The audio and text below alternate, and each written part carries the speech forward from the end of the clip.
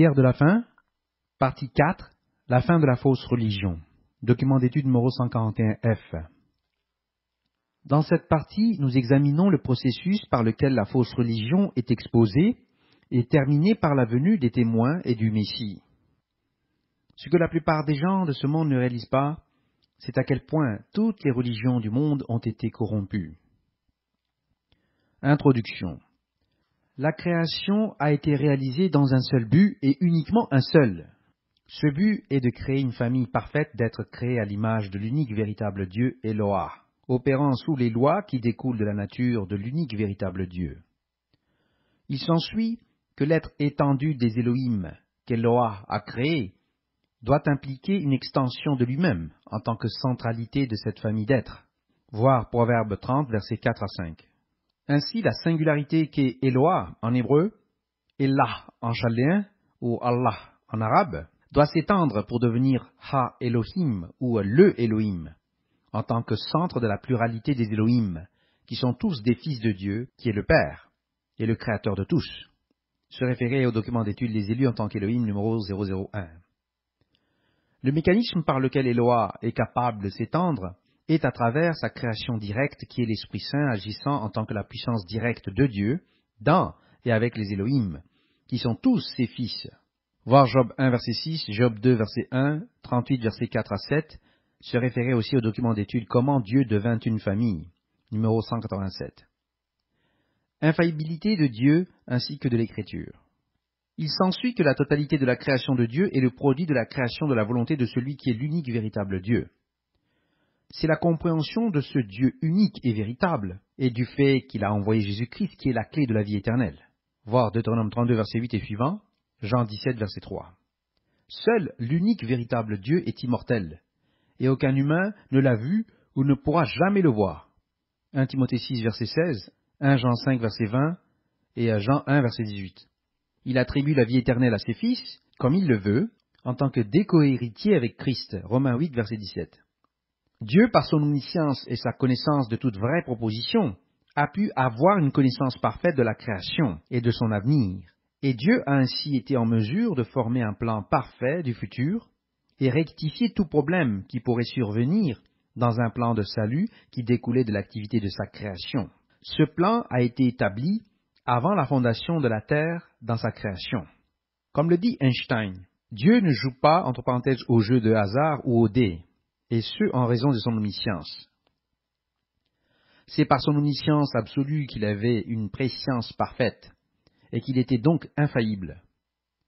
Les directives qu'il a données pour contrôler la création sont donc également infaillibles.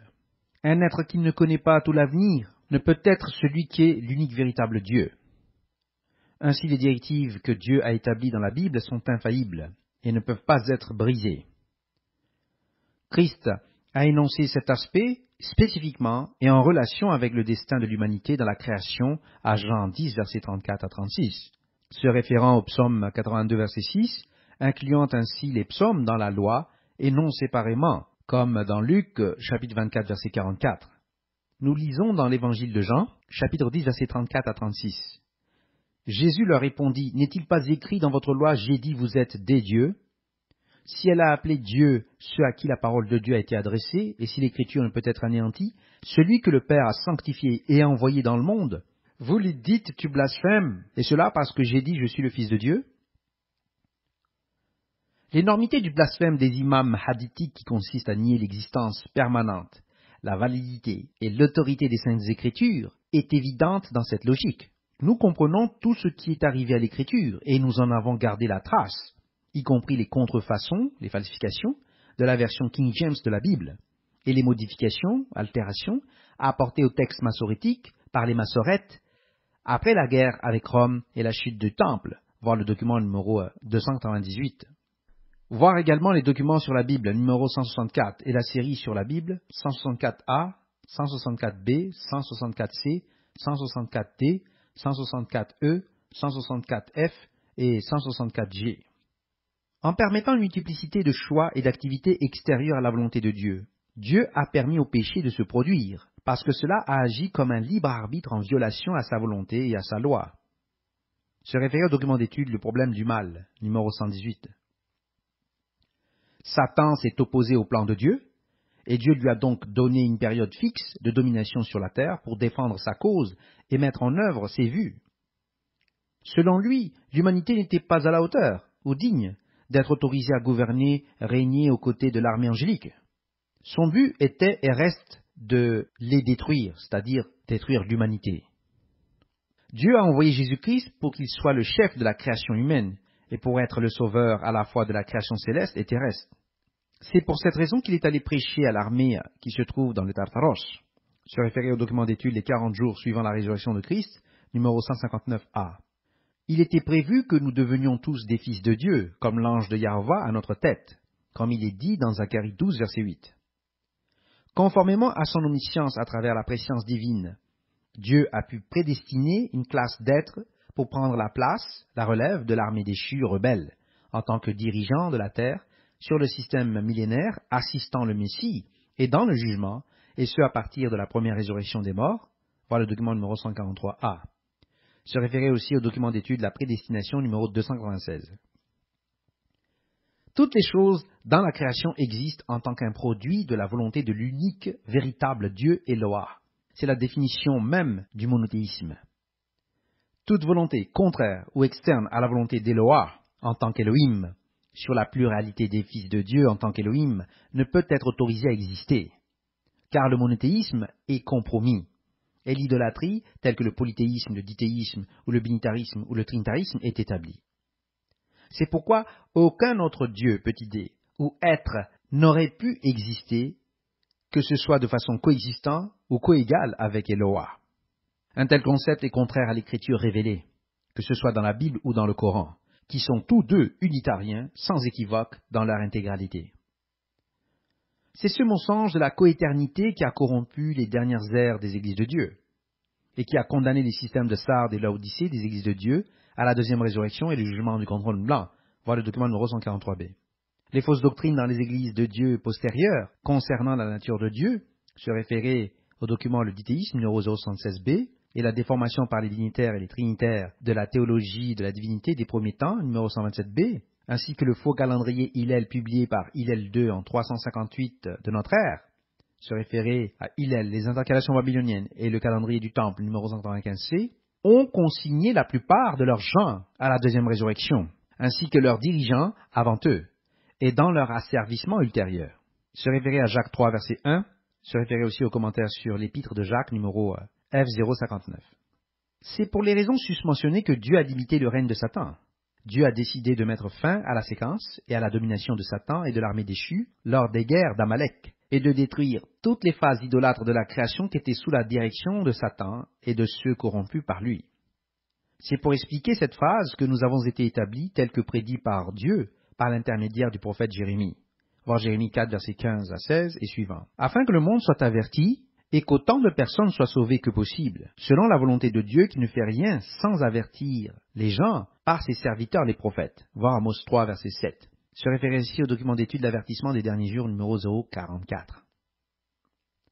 La théologie commune de l'Écriture. La base commune de la création est expliquée dans le texte sur le prologue, au commentaire sur le Coran, à l'adresse URL quran.html. La base de la dernière grande œuvre des unitariens accomplie sur les églises de Dieu sabbatariennes a été celle de l'église arabe sous le prophète, comme l'explique l'introduction au commentaire sur le Coran, Q001. La théologie commune des Saintes Écritures et du Coran a été expliquée dans la chronologie du commentaire sur le Coran, Q001b. L'histoire de l'Église primitive jusqu'au 8e siècle et des 4 califes correctement guidés a également été expliquée dans le résumé du commentaire sur le Coran ou le Coran, numéro QS. Ces ouvrages étaient nécessaires en raison de la destruction de la foi entreprise par les hadiths sous Satan et les démons, utilisant les imams qui cherchaient à détruire le message de l'Écriture et du Coran. Aucune œuvre produite par les Églises de Dieu dans les systèmes de Sardes et de Laodicée, que ce soit par Armstrong ou Duggar ou E.G. White, ou qui que ce soit d'autre au cours des 18e, 19e et 20e siècles jusqu'en 1994, n'était inspirée. Se référer au document d'étude La fausse prophétie, numéro 269. La conformité aux Écritures. Il découle de ce qui précède que la religion, qui est établie dans l'adoration de l'unique véritable Dieu, doit être conforme à la loi et au témoignage, et que si une personne prend la parole au service de Dieu, elle doit parler selon la loi et le témoignage. Sinon, il n'y a aucune lumière ni aurore en elle. Voir Ésaïe 8, verset 20. Les saints sont expressément énumérés dans la Révélation, l'Apocalypse, comme étant ceux qui observent les commandements de Dieu et la foi et le témoignage de Jésus-Christ. Voir Apocalypse 12, verset 17 et 14, verset 12. La fausse religion. La fausse religion a été établie par Satan pour détruire la foi qui a été livrée une fois pour toutes. Le processus a été abordé dans la partie 1, les guerres d'Amalek, numéro 141c. Ces aspects sont également couverts dans les ouvrages portant sur les 7 sceaux, voir le document numéro 140. Le premier sceau commence par l'établissement de la fausse religion, sous le premier sceau, et se poursuit à travers les sceaux jusqu'à l'établissement de la persécution des saints, sous le 5e sceau. Les persécutions ont toutes été fomentées par les fausses religions, et la pire a été les trinitaires orthodoxes et l'Église catholique romaine, laquelle est appelée la prostituée de Babylone dans l'Apocalypse. Le processus visant à affaiblir et à saper les lois de Dieu a recommencé après la destruction du déluge et la restauration par Noé. Il a abouti à Babel, à la dispersion et à la confusion des langues. À la fin des 2000 premières années de la création, à compter depuis la fermeture de l'Éden, Abraham fut appelé Dur en Chaldée et a été mis à part pour prendre le droit de son héritage, lequel était les terres du Levant, centrées sur Israël, et pour placer ses fils au Moyen-Orient et en Grèce, et jusqu'à la frontière de l'Inde en Afghanistan, et au Pakistan, et au nord de l'Iran. À partir de ses fils, par l'intermédiaire d'Isaac et Jacob, Dieu devait former Israël, ce qui signifie « il régnera comme Dieu ». Ils ont ensuite été placés dans d'autres pays en captivité, et ont pris leur héritage en tant que nation mixte, composite, entre parenthèses, de Hittites et d'Israélites dans les différents pays du monde. C'est ainsi que nous voyons la signification de Dieu élargira Japhet, et il habitera dans les tentes de Sem. Genèse 9, verset 27. Tant l'Écriture que le Coran définissent tous deux cette responsabilité d'Israël en tant que nation de Dieu, mise à part sous la direction du Messie. Deutéronome 32, verset 8 et suivant. L'environnement. Le système biblique a été mis en place de telle sorte qu'il s'autorégule. À condition que les gens obéissent aux lois de Dieu, la planète s'auto-nettoie et reste propre. Cela a été établi sous la forme d'un système simple de lois sur l'alimentation, voir le document numéro 015. L'humanité avait reçu la domination de la planète, mais la manière dont elle pouvait l'utiliser était réglementée par la loi et les différents commandements. Dans le 6e commandement, il y avait la responsabilité de faire vivre. En vertu de l'application de ce commandement, la planète ne devait faire disparaître aucune espèce. Se référer au document d'étude de la loi et le 6e commandement numéro 259. L'homme n'était pas non plus autorisé à tuer sa propre espèce sous aucun prétexte, que ce soit par le biais de l'avortement ou l'infanticide, voir le document numéro 259b, à une exception près, à savoir celle de sauver la vie de la mère. Cependant, l'humanité n'a pas suivi les lois de Dieu, et elle a détruit la planète en mangeant les mécanismes de nettoyage et les systèmes de production alimentaire réservés aux animaux. Elle l'a fait en dépit du fait que cela nuisait ou était préjudiciable à son propre bien-être et à sa santé.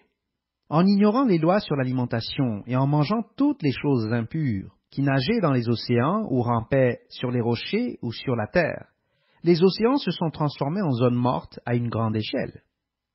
Et les hommes se sont infligés toutes sortes de maladies alors qu'ils auraient pu ne rien avoir. L'humanité mangeait des huîtres, des crevettes, des crustacés et des coquillages de toutes sortes, s'infligeant des virus de la gastro-entérite et une contamination par les métaux lourds. L'invention du halal en tant que pseudo-système alimentaire, contraire à la Bible et au Coran, voir Shourat 3, verset 93, a vu apparaître des zones mortes massives de grande ampleur chez les fils de Sem, ainsi que le refus d'obéir aux lois sur l'alimentation chez les fils de Cham et de Japhet, sous d'autres fausses religions. Couplés aux guerres et aux poissons radioactifs, les terres et les océans ont été tués progressivement, puis rapidement, lors des guerres des 5e et 6e trompettes, comme cela est expliqué dans les guerres d'Amalek, partie 1, numéro 141c. Chacune des religions du monde a inventé et défini des règles pour expliquer pourquoi elles pouvaient ignorer les lois de Dieu, et elles ont détruit la planète. Le temps de la fausse religion vient maintenant à son terme, et les religions seront toutes effacées de la surface de la terre. Le pouvoir de l'armée déchue.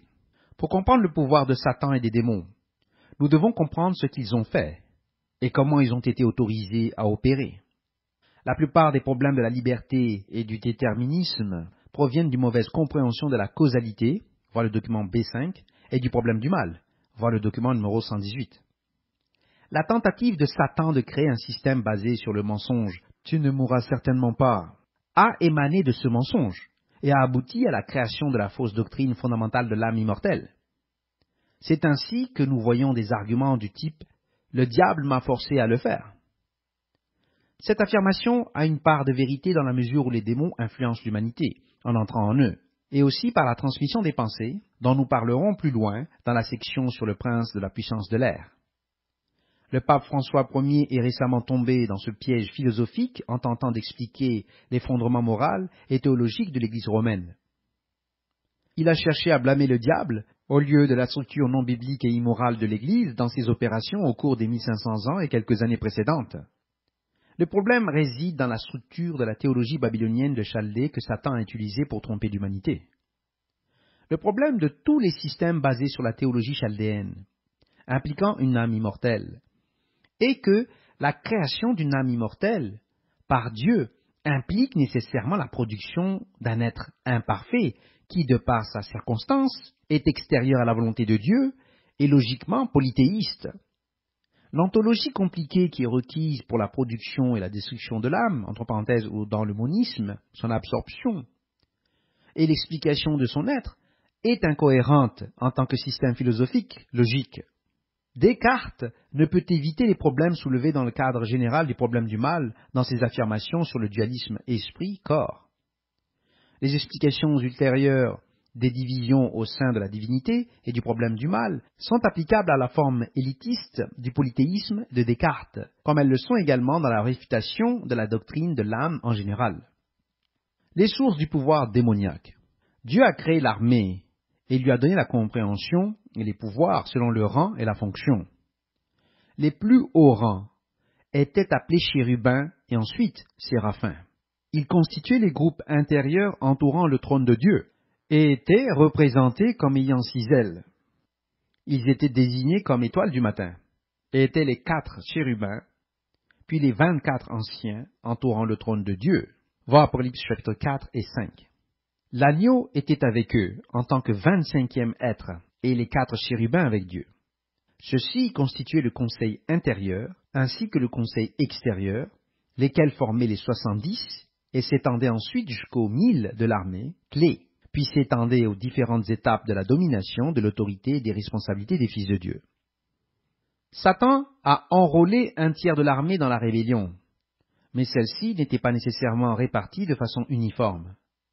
Il y avait 2 commandants de cadran de Satan et Léon, qui était le chérubin à tête de lion, décrit par les anciens tout au long de l'histoire comme étant avec, mais soumis au chérubin à tête d'homme. Sous chaque commandant se trouvait un système de 2 sous-commandants. Sous ces derniers se trouvait l'armée régulière, dont un tiers s'est rebellé. C'est de l'esprit de chacun qu'ils tiraient leur pouvoir, et c'est leur pouvoir qui a été limité par Dieu après la chute. En plus de leur pouvoir qui a été remplacé par le faux esprit ou pseudologone, ils ont pris le pouvoir de la création elle-même. Ils étaient capables d'utiliser la structure des cristaux et la puissance de la masse du monde pour créer du pouvoir. Ils ont également été en mesure d'utiliser les animaux de la création, y compris l'homme, pour générer de l'énergie. En effet, ils ont utilisé l'humanité, ses fonctions sexuelles et ses émotions pour créer de l'énergie pour leurs opérations presque comme des batteries. En tant qu'êtres spirituels, ils étaient également en dehors du cadre temporel linéaire de la création. Prince de la puissance de l'air. Dans Éphésiens chapitre 2, nous voyons les points importants suivants.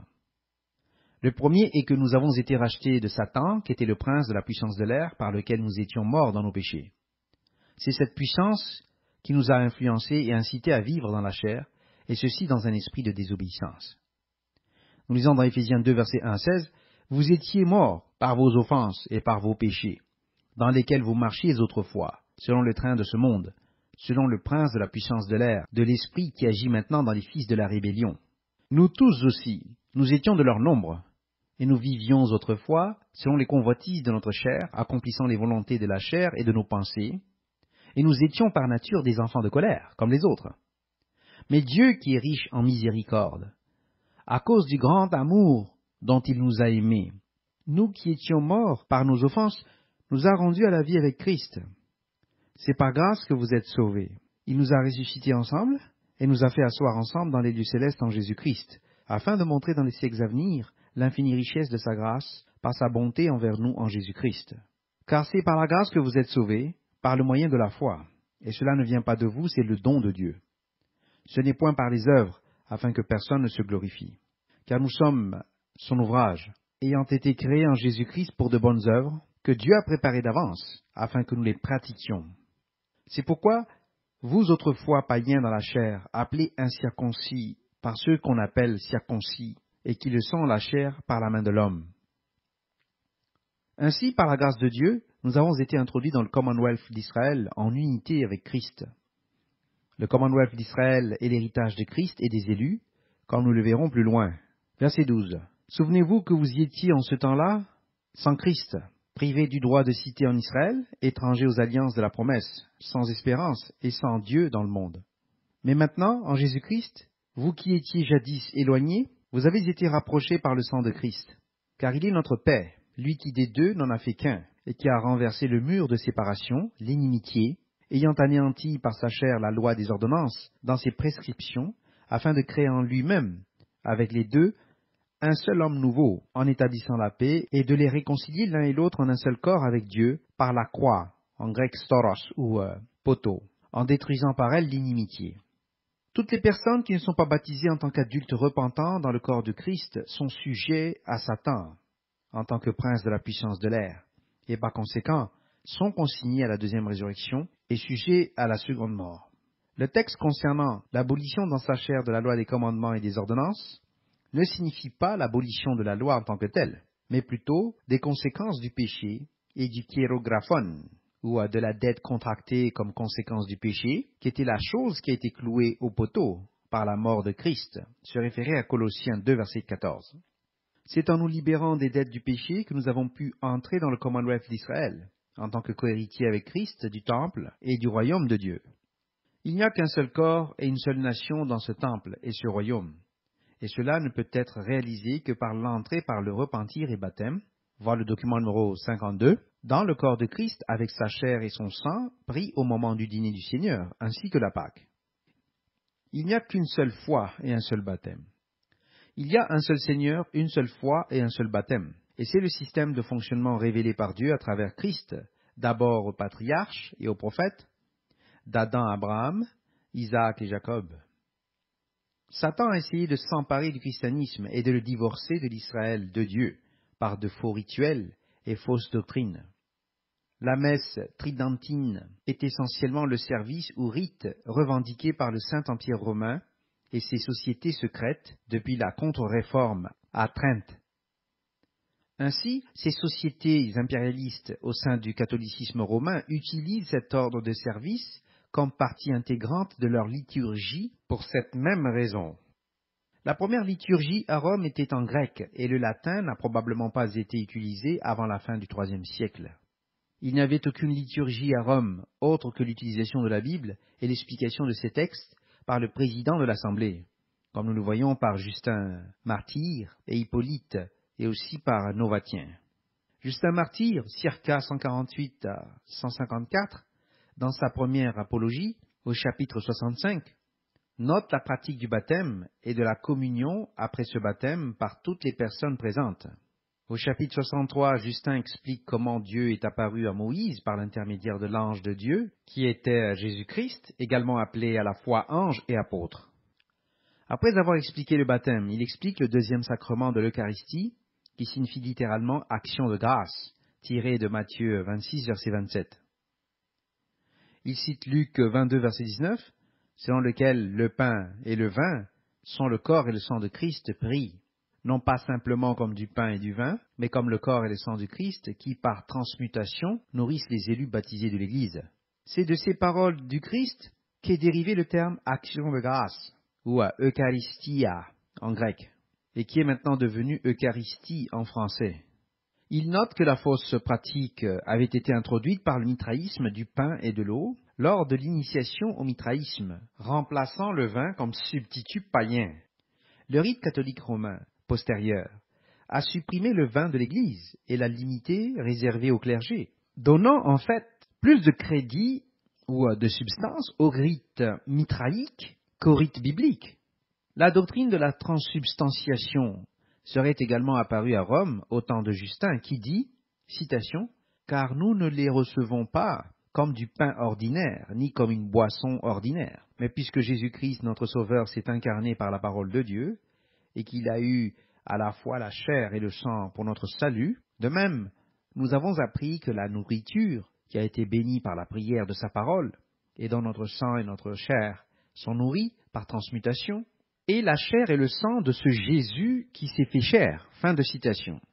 Les catholiques ont dénaturé et citent continuellement mal ce texte pour soutenir la transsubstantiation.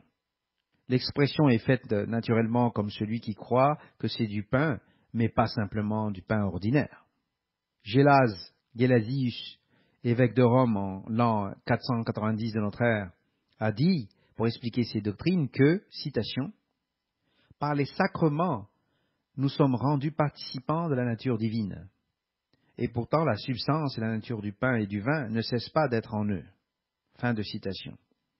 Se référer l'original dans l'ouvrage Bingham's Antiquities, livre 15, chapitre 5, selon la note 6 de bas de page, à l'ANF, Anténicien Fathers, volume 1, page 185.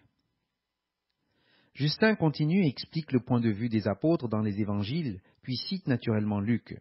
Et l'on ne pourrait pas prétendre que l'on affirmait que la chair et le sang réel du Christ remplaçaient le pain. Et ce n'est pas ainsi compris par l'Église catholique romaine ou autre pendant au moins les 5 premiers siècles, comme nous le voyons par l'explication papale elle-même. Au chapitre 66 et 67, il note la pratique récente du culte du dimanche, qui a été introduite à Rome en plus du sabbat, peut-être dès l'an 110 de notre ère, mais certainement pas avant, et seulement là. Citation. « Au jour appelé dimanche, tous ceux qui habitent les villes ou les campagnes se réunissent à un endroit, et l'on lit les mémoires des apôtres ou les écrits des prophètes aussi longtemps que le temps le permet. Puis lorsque le lecteur a cessé, le président instruit verbalement et exhorte à l'imitation de ces bonnes choses. Ensuite, nous nous levons tous ensemble et nous prions. Et comme nous l'avons déjà dit, lorsque notre prière est terminée, le pain et le vin et l'eau sont apportés. Et le président offre de la même manière des prières et des actions de grâce, selon sa capacité. Et les gens acquiescent en disant Amen. Et il y a une distribution à chacun, et une participation de ce sur quoi on a rendu grâce. Et à ceux qui sont absents, une portion est envoyée par les diacres. Fin de citation. La langue utilisée était le grec, à l'exception du mot hébreu Amen, que Justin explique en grec Genoeto, ainsi soit-il, précisant que, par ce mot, toutes les personnes présentes expriment leur consentement lorsque le président des frères a conclu les prières et les actions de grâce. Fin de citation. Le terme « président des frères » peut être légitimement traduit comme un des frères qui présidait. Entre parenthèses, se référer à la note numéro 4 de bas de page du chapitre 65 de l'ouvrage Anténicien Fathers, volume 1, page 185. L'erreur des doctrines de la crucifixion du vendredi et de la résurrection du dimanche a été adoptée par Justin à partir du culte d'Atis qui existait à Rome à l'époque. Le latin n'était donc pas la langue originelle de l'Église, et ce n'est pas une nécessité qu'il le soit. La messe tridentine a été réintroduite pour réinstaurer le principe de base de l'Église catholique romaine, qui a été créé à partir de la publication de la bulle Unam Sanctam, qui exige que tous les chrétiens appartiennent à l'Église catholique romaine. Voir le document d'étude La théorie de la guerre juste, document d'étude numéro 110. Benoît XVI a réaffirmé clairement qu'il ne considérait pas le Concile Vatican II comme conférant une légitimité aux autres églises, et il affirmait que la prétendue, entre parenthèses, succession apostolique de leurs évêques constituait l'identification de l'Église catholique romaine en tant que la véritable Église.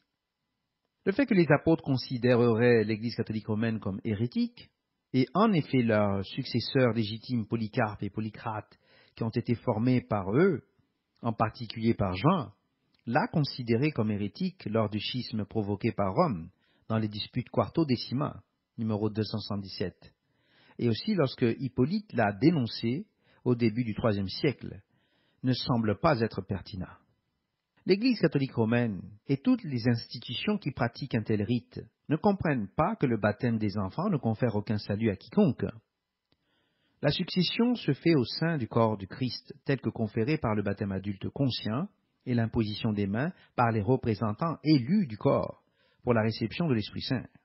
L'affirmation catholique romaine de la succession apostolique est comparable à celle des prêtres accusés et exécutés au Sinaï, qui revendiquent la succession parce qu'ils étaient aussi des Lévites. Se référer au message du sabbat du 14 juillet 2007 à l'URL suivant dans ce document.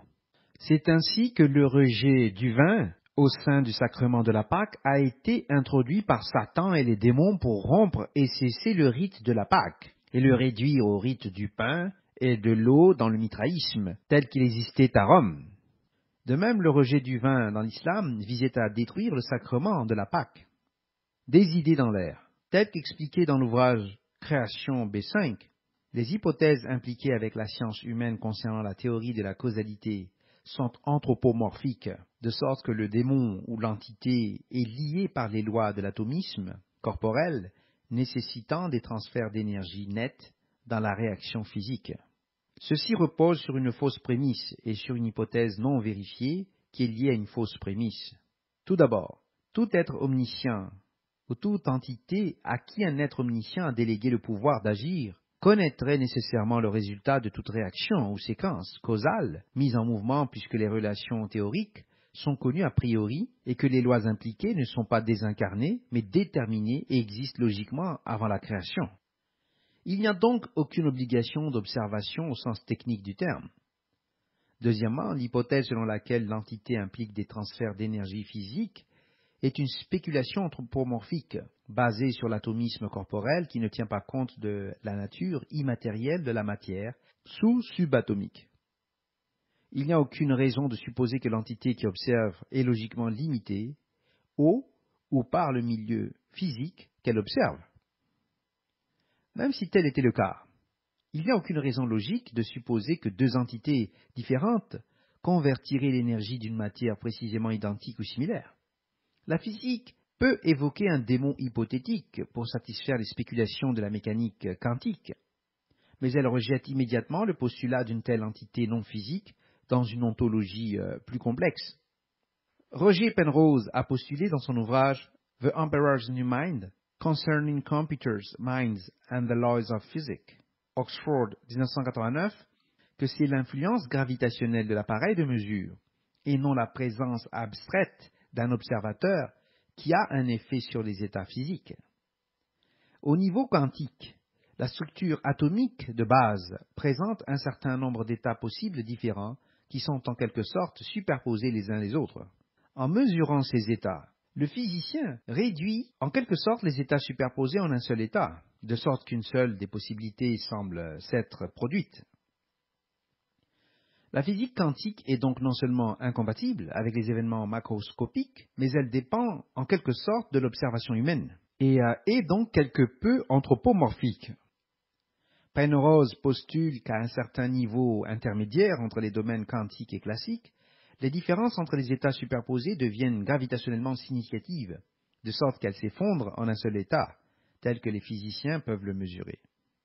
Cette gravité quantique de Penrose, pense-t-on, peut également aider à expliquer ce que l'on appelle les effets non locaux, dans lesquels des événements dans une région affectent simultanément des événements dans une autre.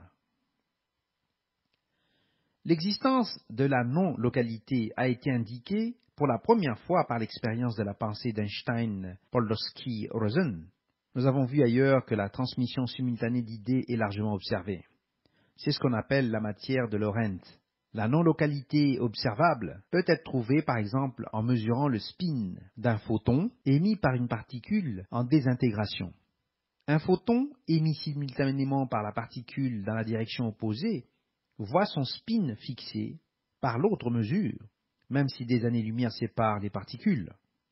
Les propositions de Penrose peuvent poser quelques problèmes, mais leurs implications pour l'esprit humain méritent un examen plus approfondi. En particulier les concepts selon lesquels les processus physiologiques qui sous-tendent une pensée donnée peuvent initialement impliquer un certain nombre d'états quantiques superposés, dont chacun effectue une sorte de calcul. Il suppose que lorsque la distribution de la masse et de l'énergie entre les états atteint un niveau gravitationnellement significatif, les états s'effondrent en un seul état, provoquant des changements mesurables et éventuellement non locaux dans la structure neuronale du cerveau. Cet événement physique est corrélé à un événement mental, d'où la formulation de la pensée en tant que compréhension, à la différence de l'intelligence artificielle. Ces propositions ont fait l'objet d'un examen plus approfondi dans le document B5 en raison de leurs implications pour la pensée humaine, l'interaction physique et la notion de causalité. Le royaume spirituel opère en dehors de la séquence temporelle linéaire de la création et est donc capable d'influencer le fonctionnement du cerveau humain. C'est au moyen de l'influence de l'Esprit Saint agissant sous les lois causales singularistes que l'humanité peut être libérée de la direction délétère des influences provenant de l'armée déchue, et qui permet le contrôle des individus sous la liberté et le déterminisme, comme expliqué dans le problème du mal, numéro 118, et dans la création, numéro B5, au sein de la volonté de la singularité telle que pourvue par Dieu. Ainsi, les lois de Dieu peuvent être une structure et une seule, dans le cadre d'un seul système, comme le stipulent les Écritures. Variation sur la vérité. Satan a produit divers aspects de la vérité afin d'induire l'humanité en erreur.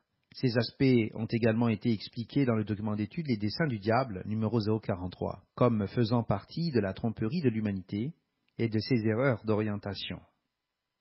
Le relativisme. La vérité est en constante évolution. Le subjectivisme, la vérité est purement personnelle.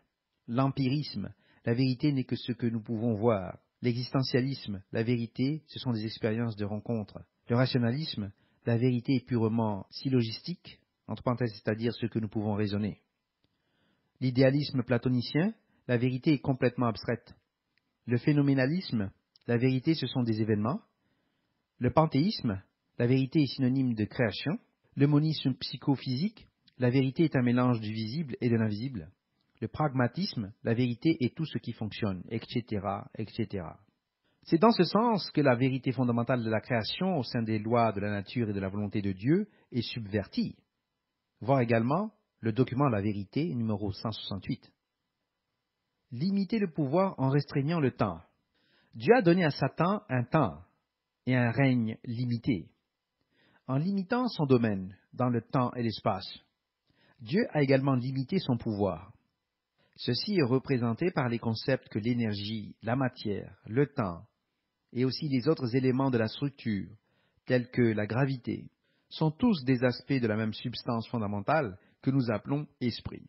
C'est parce que Dieu ne peut pas permettre des volontés multiples indépendantes de sa volonté, laquelle est basée sur la loi et la structure qui procèdent de sa nature, que Dieu doit procéder avec toutes les entités en conformité avec son système. Ainsi, Dieu doit supprimer de l'existence de la création toute idolâtrie et toutes les entités idolâtres en tant que volonté en opposition. Son plan doit donc être acceptable pour toute la création, de sorte qu'elle, c'est-à-dire les gens, veuillent exister en son sein. L'alliance de Dieu. Dieu a choisi de se révéler à l'homme d'une manière spécifique. Il a choisi d'agir dans les affaires des hommes selon un plan d'action déterminé, qui maximisera l'effet d'apprentissage à long terme de la création et minimisera les dommages causés à cette création. Pour cette raison, Dieu a choisi de limiter, confiner les activités de la création humaine à cette planète et de mettre en place un système avec lequel Dieu pouvait interagir. Ces activités démontrent sa nature et son but et fournissent des conseils à son peuple. Dieu n'a pas choisi de traiter avec tous les hommes en ce moment. Dieu a choisi un peuple avec lequel il a fait son alliance. Les activités de Jésus-Christ dans l'incarnation n'ont pas supprimé l'alliance que Dieu avait conclue avec Israël. Christ a renouvelé cette alliance et a mis à la disposition des humains un système d'interaction nouveau et plus élevé par les activités de l'Esprit Saint. Le plan du salut a été abordé dans divers documents sur les jours saints. Chacune de ces fêtes représente les étapes du plan et sert de rappel annuel de ce que Dieu fait et de la manière dont ces choses seront accomplies. Cependant, pour bien comprendre le plan de Dieu à notre égard, nous devons aussi comprendre comment nous nous situons dans ce tableau et quelles sont nos responsabilités dans la réalisation de ce plan. La partie la plus importante de nos responsabilités se trouve dans l'alliance que Dieu a conclue avec Israël. Comme tout accord formel entre deux parties, l'alliance énonce, définit les conditions de validité de l'accord et les conséquences de sa rupture. Les parties de l'accord se limitaient à Israël, en tant que peuple élu d'une part, et à Dieu d'autre part. Cette alliance a été étendue en Jésus-Christ pour inclure toutes les nations du monde en tant que fils de Dieu en Israël. L'alliance avec les patriarches et Israël n'a pas été rompue comme on le croit généralement. Elle a plutôt été étendue aux gentils, les païens, par la mort du Messie. Il n'y a donc pas deux alliances distinctes, mais plutôt deux éléments d'une seule alliance entre Dieu et son peuple. Nous allons examiner les termes et les concepts dans le texte de l'Alliance de Dieu, numéro 152. Il s'agit de la seule alliance que Dieu a conclue avec l'humanité et qui n'a pas été modifiée. Elle est liée au sabbat de Dieu et à sa loi dont le sabbat est le marqueur d'identification, comme nous le voyons du Coran dans la Sourate 454 également. En termes simples, si nous respectons l'alliance avec Dieu, nous recevons la vie éternelle. Et si nous rompons cette alliance, nous périssons. Sous son alliance qu'il a conclue avec nous, Dieu a énoncé ses promesses à notre égard et les conséquences de notre manquement ou incapacité à tenir nos promesses à ses engagements. Depuis le temps de Christ, notre baptême est notre promesse d'adhérer à l'alliance. Ce baptême est le signe avec les nations, qui agit de la même manière que le signe originel de la circoncision agissait avec Israël. Le symbolisme est passé d'une circoncision physique à une circoncision spirituelle du cœur. La connexion de la loi de Dieu. Dès la fermeture de l'Éden, Satan a brisé la connexion de la loi de Dieu. Ainsi, la conséquence de la transgression de la loi, qui était le péché, 1 Jean 3, 4, n'a pas été immédiatement apparente, et il pleuvait sur les justes et sur les injustes. Il a fallu plus de temps pour que les hommes meurent, et pour que les terres et les mers meurent. Les fausses religions, le tribalisme et leurs disputes, conflits territoriaux ont provoqué des guerres et des morts massives et ont finalement détruit la terre. Dieu, qui avait prévu tout cela, devait alors intervenir pour mettre les hommes à genoux dans la repentance et forcer l'obéissance de l'homme. Pourtant, ils ne se sont pas repentis, même face aux dégâts considérables qu'ils avaient causés par l'influence de Satan avec leurs faux dieux et leur système religieux, comme expliqué dans les guerres d'Amalek, document d'étude numéro 141C. Dieu a décidé d'intervenir. Il avait averti le monde par l'intermédiaire de ses serviteurs les prophètes, et le dernier avertissement a été lancé au cours des 40 dernières années du 120e jubilé qui a commencé le mesurage du temple, voir le document numéro 137. Le monde a ignoré les avertissements des derniers jours, voir le document numéro 044. Et les guerres massives des 5e et 6e trompettes ont vu la destruction de la terre commencer. Dieu a ensuite envoyé les témoins, Enoch et Élie, pour établir la connexion de la loi et préparer à l'avènement du Messie. Voir le document numéro 210A et un numéro 210B et la première résurrection des morts numéro 143A. Cette séquence a été décrite dans le document d'étude Les guerres d'Amalek partie 2, les 1260 jours des témoins numéro 141D. La bête qui a été formée pour les derniers jours est celle de Daniel chapitre 2 et était le système final de l'empire des 10 orteils que nous avons décrit dans le document d'étude La Troisième Guerre mondiale, partie 1, l'empire de la bête, numéro 299A. Cette bête va finalement se retourner contre la prostituée du système babylonien et des cultes du soleil et des mystères, se référer au document Mysticisme B7-A, et la détruire, tel que cela est expliqué dans le document La Troisième Guerre mondiale, partie 2, La prostituée et la bête, numéro 299B. Pour rectifier et restaurer la planète, l'humanité doit rétablir la loi de Dieu et obéir à Dieu. Comme les humains sont incapables de cet exploit sans l'intervention de Dieu, Dieu doit intervenir et la connexion de la loi doit être restaurée par Dieu et ses serviteurs. Ils doivent également expliquer ce que cela implique. Ainsi, Enoch et Élie doivent être envoyés pour le faire, expliquer ce qui se passe et le faire respecter. Le monde ne s'est pas repenti sous les témoins, et Dieu a donc décrit, en prophétie, dans le livre de la Révélation, l'Apocalypse, comment tout ce désordre ou gâchis obstiné allait se dérouler. Dans le texte sur l'arrivée du Messie, ainsi que les guerres qui ont suivi, nous voyons toute cette séquence qui n'était pas utile et horrible se dérouler. Comme expliqué dans le document « Les guerres d'Amalek, partie 3, Armageddon et les coupes de la colère de Dieu, numéro 141E ». Rien de tout cela n'a besoin de se produire, mais cela arrive, et l'homme ne se repentira pas. Nous expliquons ce que Dieu ordonne de faire pour nettoyer la planète et se débarrasser des fausses religions, de Rome jusqu'à l'Afrique, de la Mecque à Téhéran, puis en Orient et partout à travers le monde entier.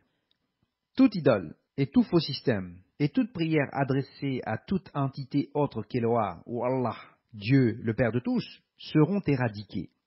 Toute idole sera détruite, et tout bâtiment abritant des idoles et leurs symboles, ainsi que toute fausse religion, et tout site de faux cultes seront détruits.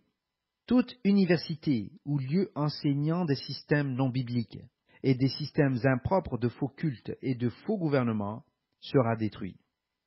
Nous continuerons dans la section 2 en détaillant ce qui doit être détruit et comment cela doit être détruit et ce qui doit arriver à tous les adeptes qui ne se repentent pas rapidement. La vie éternelle.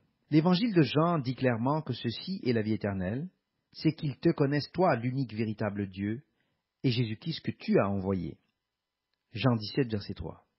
Il s'agit d'une déclaration claire et sans ambiguïté. Elle exige de tous ceux qui désirent la vie éternelle de connaître l'unique véritable Dieu et Jésus-Christ qu'il a envoyé. La logique veut que les deux êtres ne soient pas le même être et que Christ est subordonné à celui qui est l'unique véritable Dieu qu'il a envoyé. Elle exige également que l'unique véritable Dieu soit le seul en tant que vrai Dieu et que Christ n'ait jamais pu exister en tant que vrai Dieu avec lui. Sinon, Christ serait aussi un être immortel, coéternel, ce qu'il ne fut jamais. Et la Bible stipule clairement qu'il ne le fut jamais. Christ était fidèle à celui qu'il a fait, créé, voir Hébreux 3, verset 2. Le mot dans le texte est poiezanti, en grec, ce qui signifie faire, entre parenthèses, auton. Et cela a été traduit par le mot nommé, ou établi dans la lui second, par les Trinitaires, dans le but de cacher les implications du fait que Christ a été fait, créé, malgré le texte le rendant comme étant le commencement de la création de Dieu. Voir Apocalypse 3, verset 14. Dieu a donné à Christ la vie éternelle, et nous la donnera en tant que cohéritier avec Christ. Voir 1 Jean 5, verset 11, Romains 8, verset 17. Le but entier du don de la vie éternelle a été exposé dans le document La vie éternelle, numéro 133. Dans ce texte, les aspects philosophiques de la question ont été examinés et expliqués. Il est important que nous comprenions de quoi il s'agit, d'autant plus que nous abordons maintenant les questions de la venue du Messie et de la subjugation du monde. Dans ce document qui fait suite aux guerres d'Amalek, partie 3, Armageddon et les coupes de la colère de Dieu, numéro 141E, nous traitons de la fin de la fausse religion. La réalité est que nous serons confrontés au fait qu'il n'y a qu'un unique véritable Dieu, qui est adoré sous une seule vraie foi, utilisant le calendrier original donné par Christ au Sinaï à Israël, et non le système Hillel publié par le rabbin Hillel II en l'an 358 de notre ère, qui utilise les intercalations babyloniennes, du système Baal, lequel est utilisé par le judaïsme et les branches de l'église WCG aujourd'hui, Worldwide Church of God. Ce calendrier et les traditions sur lesquelles il était fondé étaient l'une des raisons pour lesquelles Juda a été envoyé en captivité conformément au signe de Jonas en l'an 70 de notre ère. Comme l'explique le document Le signe de Jonas et l'histoire de la reconstruction du temple numéro 013. Nous soulignons ici que il existe un seul Seigneur, une seule foi et un seul baptême. Dieu est au-dessus de tous et parmi tous et en tous. Éphésiens 4, versets 5 à 6. Il y a un seul corps et un seul esprit. Éphésiens 4, verset 3. Il n'y a qu'un unique véritable Dieu, Eloah ou Allah, qui est le Dieu, Ha Elohim, le centre des Elohim, en tant que fils de Dieu, et de la création et de la loi, et qui est le Père de tous. Nous sommes sur le point d'être jugés sur cette question, et seuls ceux qui auront bien compris et qui adorent l'unique véritable Dieu en suivant le bon calendrier, se référer au document d'étude, le calendrier de Dieu numéro 156, pourront participer à la première résurrection. Après la première résurrection, nous nous chargerons du monde et le subjuguerons aux coupes de la colère de Dieu. Et il n'y aura pas de deuxième trophée. Si vous n'êtes pas dans la première résurrection, vous êtes sujet à la tribulation et aux coupes de la colère de Dieu. Et vous ne pouvez pas entrer dans la protection du temple, lequel temple nous sommes en tant que corps de Christ. Voir 1 Corinthiens 3, verset 17, 2 Corinthiens 6, verset 16, jusqu'après cet événement. Nous sommes tous soucieux et désireux que le plus grand nombre possible de personnes puissent atteindre et participer à la première résurrection. Encouragez tous ceux que vous connaissez à se repentir, à corriger leurs erreurs et à tendre vers cette première résurrection. Il s'ensuit également que Satan a inventé la fausse religion pour limiter les personnes capables d'entrer et restreindre l'accès à la première résurrection et dans le temple de Dieu. Toute fausse religion et les aspects des faux systèmes de culte et leur calendrier et idolâtrie contraires à la Bible excluent les participants. On ne peut pas inventer des religions contraires aux saintes écritures et aux lois de Dieu et atteindre la vie éternelle. Satan et les dirigeants mondiaux de l'armée déchue et leurs armées humaines autoriseront tout système d'adoration autre que la seule vraie foi de la Bible qui adore l'unique véritable Dieu Eloah. Même son nom a été dissimulé et la pluralité des Elohim a été promue pour permettre l'erreur du culte du Dieu triune, Trinité, tel qu'adoré à Rome. Partie 4, section 2. Le développement de la fausse religion. Comme nous l'avons expliqué dans les guerres d'Amalek, partie 1, numéro 141c, et dans la chronologie du commentaire sur le Coran ou Coran, Q001b, Satan avait mis en place un faux système religieux à partir du Moyen-Orient basé sur les cultes du soleil et des mystères. Il s'agissait en fait du système du culte de Baal, qui était basé sur l'adoration de Baal et de la déesse Easter ou Ishtar ou Astoret, Astarté, consort de Baal, dans les cultes du soleil et des mystères. Le système a observé le dimanche et Noël et Easter, la Pâque païenne. Le dieu, petit d, en tant qu'Atis, qui était un système binitaire, comme le fut tout au début l'adoration de Baal, a été tué un vendredi et ressuscité par la déesse un dimanche. Dieu a interdit ce système, comme Dieu a également interdit Noël, voir Jérémie 10, verset 1 à 9. Se référer au document d'étude Les origines de Noël et de Easter, la Pâque païenne, numéro 235. Et à la croix, son origine et sa signification, numéro 039. Le culte s'est propagé de la Syrie et de la Mésopotamie jusqu'à Rome, s'est infiltré dans le christianisme et lui a superposé le Dieu binitaire, puis le Dieu trinitaire. Se référer au document d'étude La déformation par les binitaires et les trinitaires de la théologie de la divinité des premiers temps, numéro 127b. Au IVe siècle, les prêtres d'Atis se plaignaient du fait que le christianisme leur avait volé toute leur doctrine. C'était donc corrompu. Les systèmes de culte de Baal existaient déjà dans les cultes de Baal, d'Atis, d'Adonis, d'Osiris, de Mitra et d'Ubal, Abeka, Petra. Baal signifie Seigneur et Ubal signifie le Seigneur dans l'arabe ancien. Au 7e siècle, lorsque le Coran a été transmis à l'église de Beka Petra sous la direction du prophète, les adorateurs de Hubal, entre parenthèses, le Baal ou Seigneur, se sont emparés du véritable islam par une fausse conversion et ont assassiné les anciens avec Ali et Hussein, et ils ont poussé le vrai islam à la clandestinité. Ils ont détruit l'islam par les hadiths et la loi de la charia. Ils ne pouvaient pas transférer le culte au jour du soleil et ont donc déplacé le culte à la période de préparation du sabbat au vendredi après-midi, et ce, contrairement à la Shurat 454. Se référer au document d'étude le Jumaha, la préparation pour le sabbat, numéro 285. Voir aussi le sabbat dans le Coran, numéro 274. Les éléments de l'Occident, sous la domination de Rome et de Constantinople, ont persécuté la foi et tué des millions de ses adhérents au fil des ans.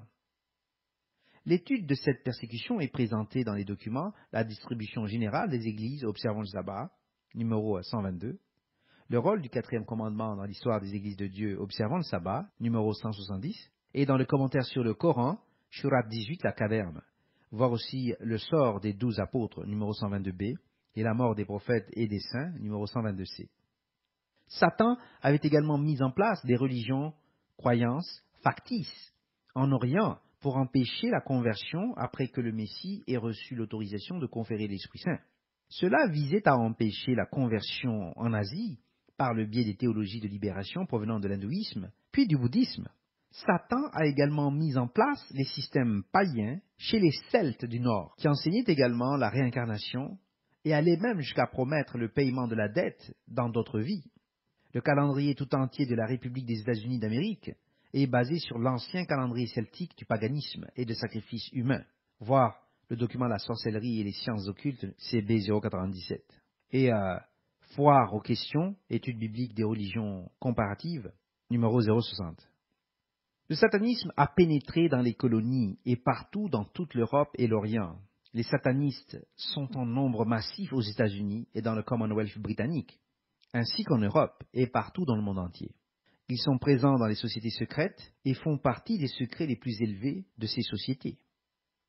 Il n'existe pratiquement aucun système religieux aujourd'hui qui ne soit corrompu par ces fausses doctrines et ces cultes sataniques et leurs pratiques perverses. Le mysticisme était la clé de la pénétration des sociétés anciennes, et la propagation du système est expliquée dans l'ouvrage de l'auteur intitulé « Le mysticisme B7-A ». La religion babylonienne était également basée sur l'animisme, comme l'explique Wallace Budge dans son ouvrage sur Babylone, Babylonian Life and History. Et cette religion s'est répandue en utilisant le mysticisme partout dans le monde entier, en infectant d'autres cultes comme l'hindouisme, le bouddhisme et surtout le bouddhisme tantrique, et l'islam asiatique et les cultes chrétiens partout. Le paradis et l'enfer. L'idée de la vie après la mort était simple. Dieu devait ressusciter ceux qui étaient morts dans les tombes. Toute vie dépendait de lui, de sa grâce et de sa miséricorde. Afin de contrecarrer cela, Satan a inventé deux doctrines. La première doctrine était celle de l'âme immortelle. Elle était associée à l'idée que l'esprit ne pouvait pas mourir. Cette idée était si répandue et omniprésente qu'elle a pénétré les églises de Dieu sous Herbert Armstrong, qui lui-même enseignait que l'esprit ne pouvait pas mourir, ce qui était absurde, étant donné que Christ était un être spirituel et qu'il était envoyé sur terre pour mourir, afin de devenir le Messie et le sacrifice de l'agneau de Pâques. S'il n'est pas mort en vérité, alors il n'est pas le Messie et notre salut est vain. Comme le disait l'historien Eusébius, séparer l'humanité de la divinité de Christ est la doctrine de l'Antichrist.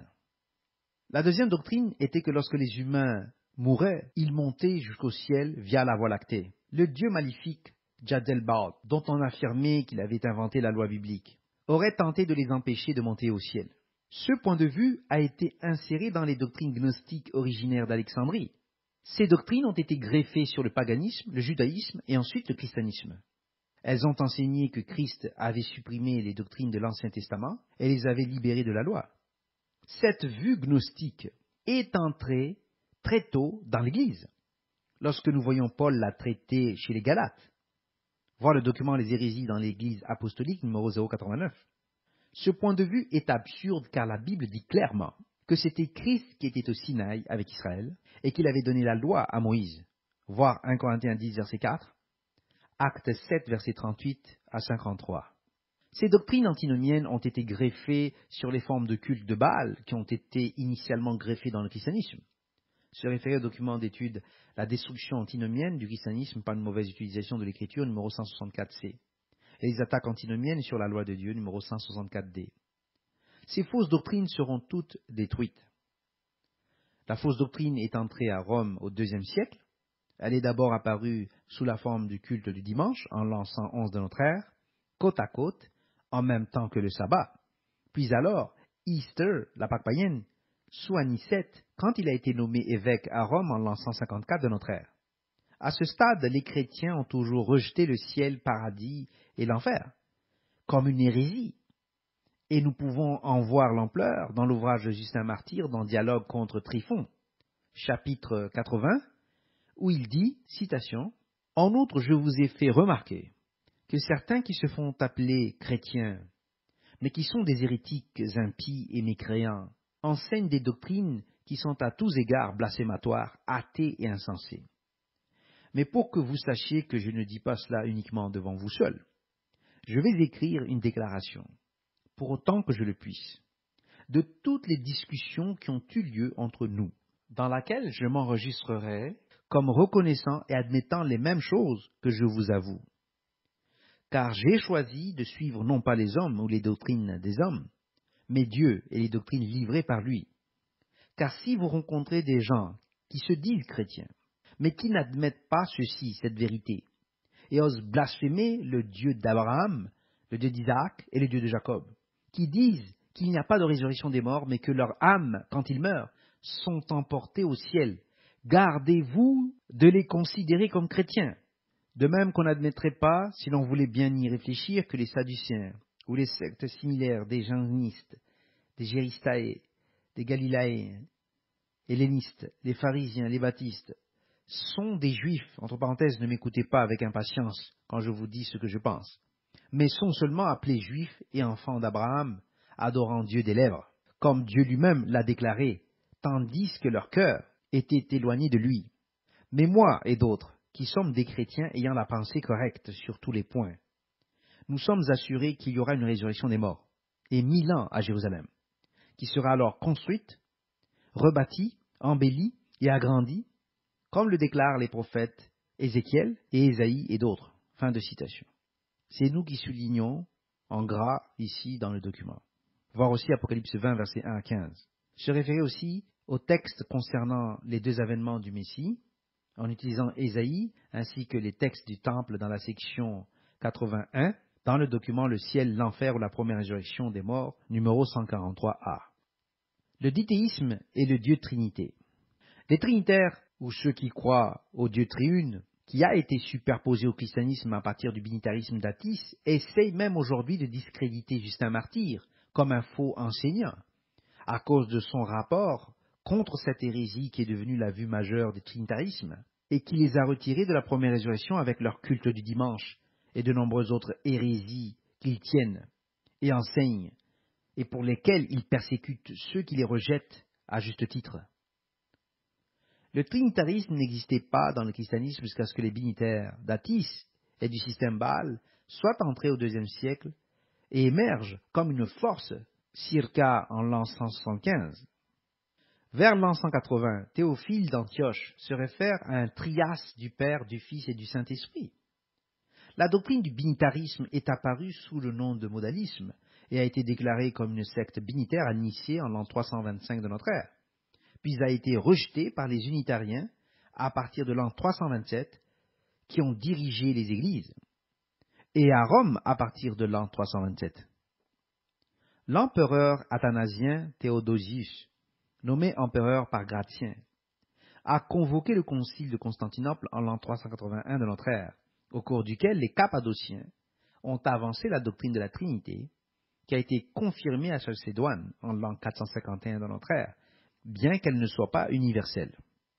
En l'an 381, l'Église trinitaire romaine a été formée et la fausse religion était enchâssée dans le christianisme.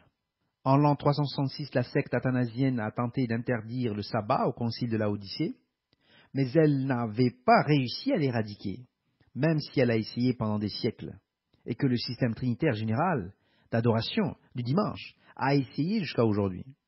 Cette hérésie de l'élévation de Christ comme un Dieu coéternel et coégal avec celui qui est l'unique véritable Dieu a imprégné même les églises de Dieu dans les derniers jours sous Herbert Armstrong et d'autres, tout comme le sabellianisme qui a élevé Christ comme étant l'unique véritable Dieu. Se référer au document Le dithéisme numéro 076b et le binitarisme et le trinitarisme numéro 076. La corruption du christianisme s'est faite par la déformation par les binitaires et les trinitaires de la théologie de la divinité des premiers temps. Voir le document numéro 127b. Herbert Armstrong était un officier accrédité de Sardes et payé par eux, c'est-à-dire ceux de Sardes. Ces sectes, et Sardes en général, n'entreront pas dans la première résurrection, sauf par le repentir. Le système laodicéen n'entrera pas non plus dans la première résurrection, comme le prévoit le chapitre 3 de l'Apocalypse. Ces exclusions de 2 des 7 ères de l'Église de l'Apocalypse chapitre 2 et chapitre 3 montrent la puissance des doctrines bibliques pour déterminer la place d'une personne dans le royaume de Dieu et la première résurrection. Le calendrier. Dieu a donné le calendrier à Israël et au monde avec Adam, et à travers Noé et le déluge, et à travers Abraham et Moïse au Sinaï. Se référer au document d'étude Le calendrier de Dieu, numéro 156. Jésus-Christ en tant qu'ange de la présence a donné la loi de Dieu à Moïse et l'a assortie par la peine de mort. La loi exige que les sabbats, les nouvelles lunes et les fêtes et les jours saints soient maintenus sous peine de mort pour toute la création physique. Se référer à Ésaïe 66, verset 23, Zacharie 14, verset 16 à 19. Le Coran exige également qu'il soit maintenu sous peine de mort et lie le sabbat à l'alliance de Dieu, voir Shorat 4, 154. Il ne peut pas être brisé. Le calendrier est régi par les conjonctions de la lune, et chaque mois est formé à la nouvelle lune jusqu'à la suivante. Et la nouvelle lune est le jour où les conjonctions tombent. Cela n'est pas déterminé par l'observation, et c'est déterminé des années à l'avance dans les écoles d'astronomie, comme cela se faisait à l'époque du Temple, par toutes les sectes. Les pharisiens ont déterminé le calendrier en fonction de leur tradition, et ils introduisaient des observations après la chute du Temple pour permettre à leur tradition d'être appliquée par des ajournements. Cependant, ils n'avaient pas le contrôle du Temple qui était dirigé par les Sadduciens sous l'aristocratie. Après la dispersion de Babel, les nations ont emporté le calendrier avec elles. Les Asiatiques avaient le même calendrier et les Chinois l'ont emporté avec eux jusqu'au coude au virage du fleuve Jaune où ils se sont installés. Le calendrier était de nouveau déterminé par les lunes selon la conjonction et est intercalé selon les besoins.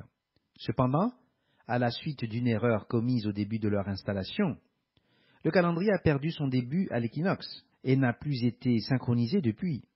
Les Grecs, sous les Macédoniens, ont conservé le même calendrier que le système du Temple en utilisant des noms différents pour les mois. De même, les Arabes ont observé le même calendrier que le système du Temple, voir le document d'étude Les calendriers hébreux et islamiques réconciliés, numéro 053. Après la mort du prophète et des 4 califes correctement guidés, le calendrier a été détruit dans l'islam par les hadiths et les adorateurs du système Hubal en détournant un texte du Coran, dont le but est de détacher le calendrier et de le faire dériver au fil des ans en supprimant le mois intercalaire ainsi que le système qui le caractérise.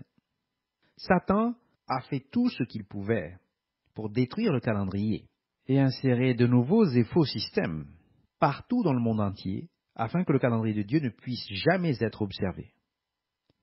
Il a utilisé presque des contrefaçons et il a également utilisé la séquence solaire pour entrer en conflit avec le système authentique. Il a utilisé les traditions des pharisiens pour corrompre le judaïsme post-temple et finira par voir leur destruction s'ils ne se repentent pas au cours du temps des témoins, voir la partie 2.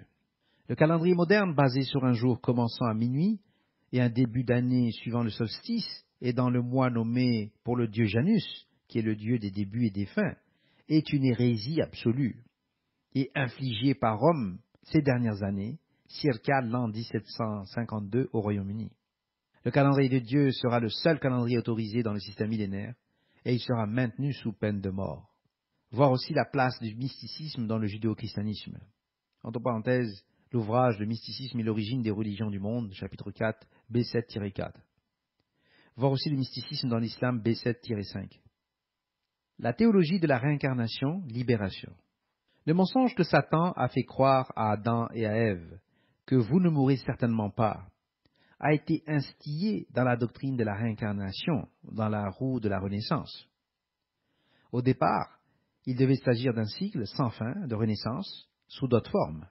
Les Celtes le voyaient comme une renaissance dans des formes principalement humaines, mais les hindous l'ont décomposé en système de classes et de castes. Voir le mysticisme chapitre 6, les origines des systèmes religieux indiens, B7-6.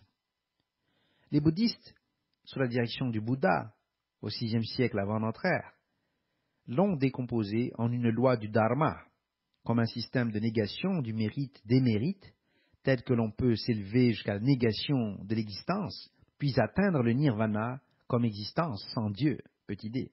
Entre parenthèses, voir l'ouvrage Le mysticisme chapitre 7, le bouddhisme, B7-7. Ces systèmes seront régularisés sous le système religieux du nouvel ordre mondial, sous la doctrine selon laquelle nous gravissons tous la même montagne sur des chemins différents. La multiplicité des dieux au sein du système, et ceux qui sont également remplacés par les arhats dans le bouddhisme, rendent les systèmes si complètement divorcés des Écritures que leurs systèmes doivent être détruits, et leurs systèmes régularisés sous instruction. Voir le document Le Mysticisme, chapitre 8, l'Asie de l'Est, la Chine et le Japon, B7-8. Il ne peut y avoir de véritables discussions sur la foi tant que nous n'aurons pas subjugué leur nation et commencé leur rééducation. Dans la plupart des cas, chacun des systèmes de libération est couplé avec l'animisme et le culte des ancêtres et constitue un mélange désespéré d'idolâtrie et de mysticisme que nous avons expliqué dans l'ouvrage. Voir aussi le mysticisme chapitre 9, les systèmes asiatiques du sud-est, B7-9. Le taoïsme est également un système à la fois philosophique et religieux. Dans ces systèmes asiatiques, le confucianisme, en tant que forme de philosophie, est devenu un système religieux et éthique à part entière. Les communistes chinois approuvent divers aspects du contrôle social, mais seront impliqués dans les mouvements contre le Messie avec les autres rois de l'Est contre le Messie, voire dans la partie 3. Satan s'est employé à séparer les groupes en nations et en tribus dans le monde entier. L'objectif principal est que le corps de Christ soit persécuté et foulé au sol pour que le moins de personnes possible survivent. Tous ces outils de Satan et leur antisémitisme inhérent seront éradiqués efficacement et méthodiquement. Nous allons maintenant examiner l'Église en tant que corps de Christ et pourquoi il ne peut y avoir qu'une seule Église, un seul Seigneur, une seule foi et un seul baptême. L'Église en tant que corps de Christ. Si vous avez été appelé et introduit et admis dans les églises de Dieu sabbatariennes au cours des derniers jours, vous serez soumis à la tribulation.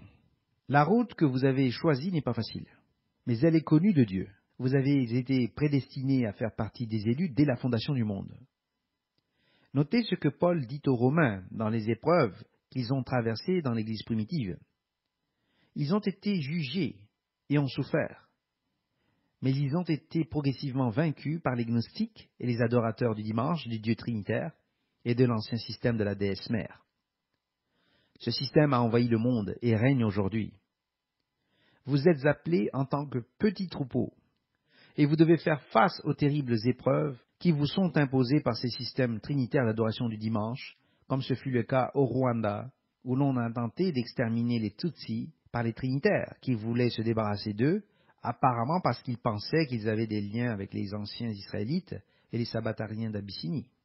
Il y a un but à tout ce qui arrive, et nous sommes destinés à ce grand dessein. 5 groupes d'églises sur les 7 sont admis en tant qu'église. Seuls Sardes et Laodicée, dans les derniers jours, ne sont pas admises à entrer en tant qu'église, mais leurs frères sont sélectionnés en tant qu'individus, comme nous le voyons dans le chapitre 3 de l'Apocalypse.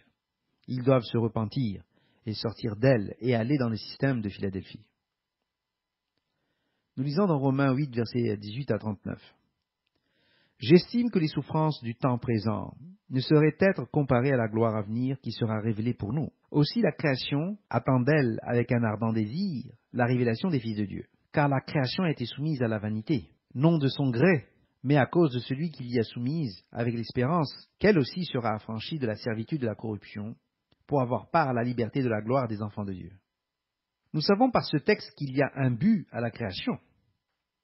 Dieu a soumis la création à la futilité dans l'espoir que par son existence et son fonctionnement, la création, qui a été conçue pour le développement de l'espèce humaine, afin de lui enseigner d'en prendre soin et la conséquence de son développement, puisse atteindre un ordre de liberté plus élevé, proportionnel à la liberté atteinte par les fils de Dieu. Ainsi, la décadence dont elle souffre sera semblable à la déchéance de la condition humaine et sera libérée avec les fils de Dieu lors de leur glorification. Verset 22. Or, nous savons que jusqu'à ce jour, la création tout entière soupire et souffre les douleurs de l'enfantement. Et ce n'est pas elle seulement, mais nous aussi, qui avons les prémices de l'esprit, nous aussi, nous soupirons en nous-mêmes, en attendant l'adoption, la rédemption de notre corps. La création gémissait alors dans le travail, dans les douleurs de l'enfantement, il y a près de 2000 ans. Combien plus souffre-t-elle maintenant ces derniers jours? Le vrai problème est qu'elle ne souffre pas du réchauffement climatique. Elle émerge plutôt de cette dernière mini-période glaciaire qui en réalité n'a commencé qu'il y a 350 ans. Le fort du Cap, en Afrique du Sud, nous permet de voir quand cela s'est produit. Le fort a été construit au début des années 1600 sur la ligne de flottaison. Il est maintenant à des kilomètres de la mer. Il retournera au bord de la mer dès que cela réchauffera à nouveau. Les scientifiques spécialistes des émissions de gaz à effet de serre se trompent. Voir le document Le réchauffement global des cycles historiques, numéro 218b. Nous polluons la planète et cela cessera bientôt. Notre espérance est la chose qui nous sauve. Christ viendra sauver ceux qui l'attendent avec impatience. Dieu sonde le cœur de l'humanité et l'Esprit Saint intercède pour nous et rend intelligibles nos besoins et nos désirs là où nous sommes nous-mêmes incapables d'exprimer nos vrais cœurs dans la prière selon la volonté de Dieu. C'est ainsi que nous sommes sauvés selon la volonté de Dieu. Verset 24. Car c'est en espérance que nous sommes sauvés. Or l'espérance qu'on voit n'est plus espérance. Ce qu'on voit, peut-on l'espérer encore? Mais si nous espérons ce que nous ne voyons pas, nous l'attendons avec persévérance. De même aussi l'Esprit nous aide dans notre faiblesse, car nous ne savons pas ce qu'il nous convient de demander dans nos prières. Mais l'Esprit lui-même intercède par des soupirs inexprimables. Et celui qui sonde les cœurs connaît quelle est la pensée de l'Esprit, parce que c'est selon Dieu qu'il intercède en faveur des saints. Ceux qui sont appelés selon son des saints sont développés de telle sorte que toutes les choses qu'ils vivent concourent à leur bien. Verset 28, nous savons du reste que toute chose concourt au bien de ceux qui aiment Dieu, de ceux qui sont appelés selon son dessein. Le facteur clé est qu'ils sont appelés selon son dessein. Il y a beaucoup d'appelés, mais peu sont choisis. Seuls les élus sont les choisis de Dieu. C'est pourquoi les gens viennent et entrent dans l'Église de Dieu et la quittent à nouveau en allant d'un endroit à l'autre. Ce sont les appelés, mais pas les élus. Ils cherchent à faire leur propre volonté et sont incapables de faire la volonté de Dieu. Un grand nombre d'entre eux sont des ministres qui divisent les églises et prêchent une fausse doctrine pour attirer à eux ceux qui tentent de trouver Dieu et qui ont de l'argent pour les aider. Cependant, Dieu a déjà prédestiné ceux qu'il a connus d'avance dès la fondation du monde. Ces personnes sont déjà prédestinées à être conformes à l'image de son Fils. Verset 29. Car ceux qu'il a connus d'avance, il les a aussi prédestinés à être semblables à l'image de son Fils, afin que son Fils fût le premier-né entre plusieurs frères. Et ceux qu'il a prédestinés, il les a aussi appelés. Et ceux qu'il a appelés, il les a aussi justifiés. Et ceux qu'il a justifiés, il les a aussi glorifiés. Que dirions-nous donc à l'égard de ces choses? Si Dieu est pour nous, qui sera contre nous? Donc, dans ce processus, Dieu commence alors à nous justifier. Cela ne signifie pas que Dieu plaide pour nous, mais plutôt que Dieu nous développe et nous rend conformes à l'image de son Fils, afin que nous puissions tous être ensuite pleinement justifiés, de la même manière dont nous justifions nos propres textes écrits dans un document dactylographié pour les mettre parfaitement en ordre. Nous aussi, nous sommes mis en ordre, afin que nous puissions être glorifiés comme Christ a été glorifié à la gloire de Dieu. Ainsi, Dieu n'a pas épargné Christ, son propre Fils, mais l'a livré pour nous, afin que nous soyons sauvés, restaurés et glorifiés, afin que nous recevions tous les dons et la gloire qui appartiennent à Christ. Verset 32. Lui qui n'a point épargné son propre Fils, mais qui l'a livré pour nous tous, comment ne nous donnera-t-il pas aussi toutes choses avec lui? De la même manière, nous marchons devant Dieu et sommes bénis et sauvés par Dieu dans le corps de Christ. L'Esprit Saint est la seule chose qui puisse nous accuser devant Dieu par Christ. Satan est l'accusateur des frères, mais il est incapable de nous juger ou de traiter avec nous. Lui et les démons nous sont soumis, et le sont depuis l'ordination des 70 plus 2, et l'Esprit Saint amène les 70 plus 2 dans le corps, et l'établit dans le corps sur une base continue, de sorte que nous, en tant que les 70 plus 2, formions le conseil de jugement dans l'Église, et que nous soyons mis à part et amenés à la glorification d'année en année, jusqu'à la rédemption de nos corps à la venue du Messie, à la fin de cet âge. Nous sommes le Sanhédrin de Dieu sur terre. Verset 33. Qui accusera les élus de Dieu? C'est Dieu qui justifie. Qui les condamnera? Christ est mort. Bien plus, il est ressuscité. Il est à la droite de Dieu, et il intercède pour nous. Tandis que c'est Christ qui nous juge, il intercède également pour nous, et nous amène au salut et à la glorification devant Dieu par le biais des actions de l'Esprit Saint. Ainsi, ceux d'entre nous qui sont aujourd'hui amenés à la foi devraient regarder l'appel, la vocation qui nous a été donnée. Nous devrions être satisfaits et nous contenter des circonstances dans lesquelles nous sommes appelés et de la façon dont nous nous trouvons. L'amour de Christ nous guidera et nous permettra de traverser toutes les épreuves et les tribulations. Verset 35. Qui nous séparera de l'amour de Christ? Sera-ce la tribulation ou l'angoisse, ou la persécution, ou la faim, ou la nudité, ou le péril, ou l'épée? Selon qu'il est écrit, c'est à cause de toi qu'on nous met à mort tout le jour, qu'on nous regarde comme des brebis destinées à la boucherie. Mais dans toutes ces choses, nous sommes plus que vainqueurs par celui qui nous a aimés. Car j'ai l'assurance que ni la mort, ni la vie, ni les anges, ni les dominations, ni les choses présentes, ni les choses à venir, ni les puissances, ni la hauteur, ni la profondeur, ni aucune autre créature ne pourra nous séparer de l'amour de Dieu, manifesté en Jésus-Christ notre Seigneur.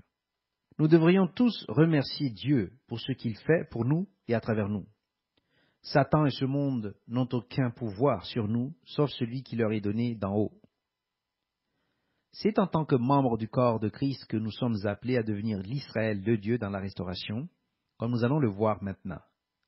Les élus des saints sont ceux qui observent, qui gardent les commandements de Dieu, la foi et le témoignage de Jésus-Christ. Voir Apocalypse 12, verset 17, 14, verset 12. Ainsi, les lois de Dieu subsistent pour toujours, à jamais, et nous suivons Christ et agissons exactement comme il l'a fait.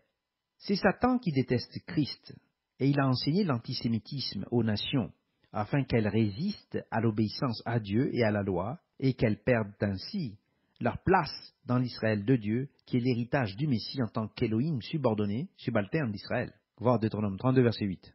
C'est à cette entité et à son corps spirituel composite que la création tout entière est destinée à devenir une partie, et à moins de comprendre ce fait, on ne peut pas entrer dans le royaume de Dieu.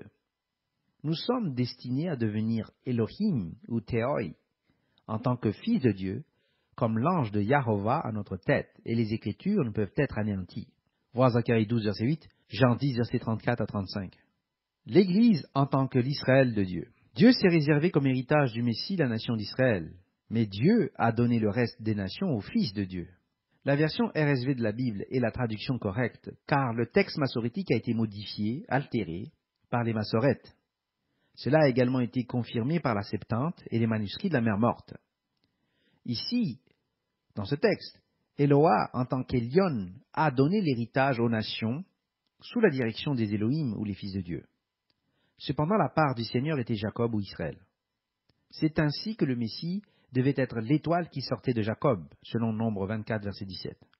Il devait être l'étoile du matin pour remplacer Satan en tant que Lucifer ou porteur de lumière.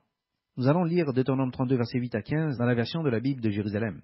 Cieux, prêtez l'oreille, et je parlerai. Terre, écoute ce que je vais dire. Quand le Très-Haut donna aux nations leur héritage, quand il répartit les fils d'hommes, il fixa les limites des peuples suivant le nombre des fils de Dieu. Mais le lot de Yahvé, ce fut son peuple, Jacob fut sa part d'héritage. Au pays du désert, il le trouve, dans la solitude lugubre de la steppe. Il l'entoure, il l'élève, il le garde comme la prunelle de son œil. Tel un aigle qui veille sur son nid, plane au-dessus de ses petits, il déploie ses ailes et le prend.